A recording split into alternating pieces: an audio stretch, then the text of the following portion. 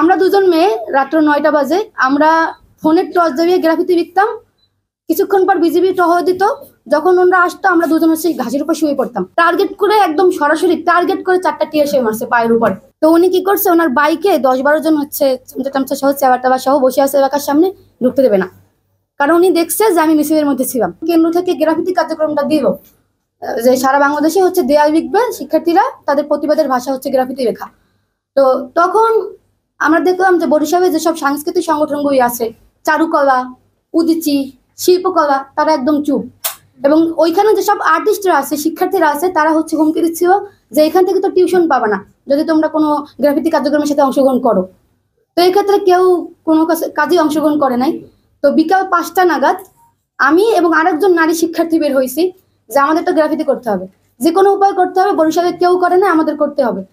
কিন্তু আমরা দুজন নারী শিক্ষার্থী, আমাদের কাছে কোনো টাকা নেই, কোনো রং নেই, কোনো কিচ্ছু নেই, কিন্তু আমরা জানি যে গ্রাফিতি করতে হবে। আমরা মাঠের মধ্যে বসে আছি, দুজন মেয়ে আলোচনা করছি কি করা যায় কি করা যায়। তখন সন্ধ্যা প্রায়। তো আমাদের হুট করে মাথায় আসছে যে আমাদের তো একজন পরিচিত আছে আর্টিস্ট, উনি যদি আমাদের কোনোভাবে হেল্প করতে পারে। তো ওনার সাথে আমরা কথা বললাম।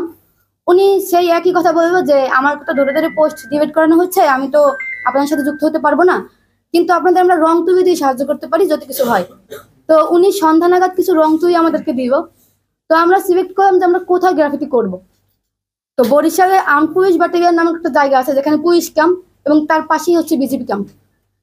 তো পুলিশ ক্যাম্প আর বিজিবি ক্যাম্প এক জায়গায়। তো আমরা সিলেক্ট করলাম যে পুলিশ ক্যাম্প এবং বিজিবি ক্যাম্পের যে দেয়াল, আমরা দেয়ালে গ্রাফিতি করব।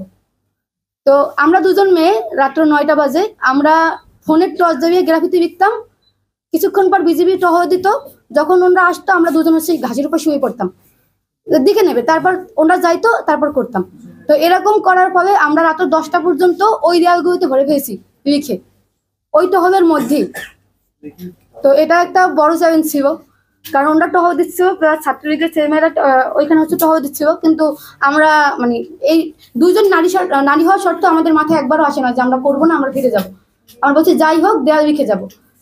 এই একটা চ্যালেঞ্জ ছিল। আর একটা চ্যালেঞ্জ ছিল হচ্ছে 17ই জুলাই। 17ই জুলাই সম্ভবত বরিশালের সবচেয়ে বড় আন্দোলনটা হয়েছে, যেখানে পুলিশ ট্যাঙ্কার থেকে গরম পানি নিক্ষেপ করছিল। আর 17ই জুলাই একটা মিসলিডের ঘটনা হয়েছে যে 17ই জুলাই যেহেতু মহরম ছিল, তো মহরমের কারণে কেন্দ্র থেকে তো কর্মসূচি ঘোষণা বন্ধ, কিন্তু বরিশালে সেটা অনেকে জানতো না। অল্প সংখ্যক শিক্ষার্থী হওয়ার কারণে পুলিশ কি করছে যে অল্প সংখ্যক যেহেতু পাইছে একদম হামলা করা শুরু করছে।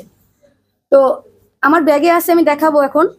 তো আমরা হচ্ছে 17ই জুলাই মানে নতুনবাজ নামক একটা জায়গা আছে ফ্রন্ট লাইন যেখানে, ওখানে যখন গেলাম টার্গেট করে একদম সরাসরি টার্গেট করে 4টা টিয়ার শেল মারছে পায়ের উপরে। তো মুহূর্তের মধ্যে আমার মনে হচ্ছে যে কিসের মধ্যে আছি, 4টা টিয়ার শেল। তো টিয়ার শেল খাওয়া ওই অবস্থায় আমি 2টা টিয়ার শেল তখন হাতে ওঠার সাথে সাথে ব্যাগে ঢুকেছি একদম। আমি বলছি যে গণঅভ্যুত্থানের প্রতীক একটা না একটা কিছু রাখতে হবে, টিয়ার শেল রেখে দিছি, টিয়ার শেল আমার ব্যাগে আছে। তো এরপর ওইখানে প্রায় 14 ঘন্টা টিয়ার শেল, গুলি, ফাঁকা গুলি, গরম পানি নিক্ষেপ হয়েছে।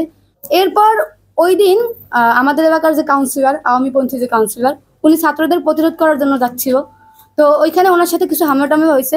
তো এরপর এলাকায় উনি ঢুকতে দেবে না আমাকে, কারণ আমাদের এলাকা থেকে একমাত্র নারী সংগঠক হিসেবে আমি এবং আরেকটা মেয়ে ছিলাম, দুইজন যেহেতু আন্দোলনে অংশগ্রহণ করছি, ওনারা খোঁজখবর নিত। তো উনি কি করছে, ওনার বাইকে 10-12 জন হচ্ছে চামচা সহ চেয়ার সহ বসে আছে এলাকার সামনে, ঢুকতে দেবে না। কারণ উনি দেখছে যে আমি মিছিলের মধ্যে ছিলাম। তো আমি এলাকায় গেছি, আমি ভাবছি যে উনি কিছু বলবে, উনি বলবে নাই। উনি রাত্রেবেলা হচ্ছে বাবার হচ্ছে হুমকি দিয়েছে যে যদি এলাকা যদি থাকতে হয় তাহলে হচ্ছে মেয়েকে থামান, নয়তো এলাকা থেকে চলে যান।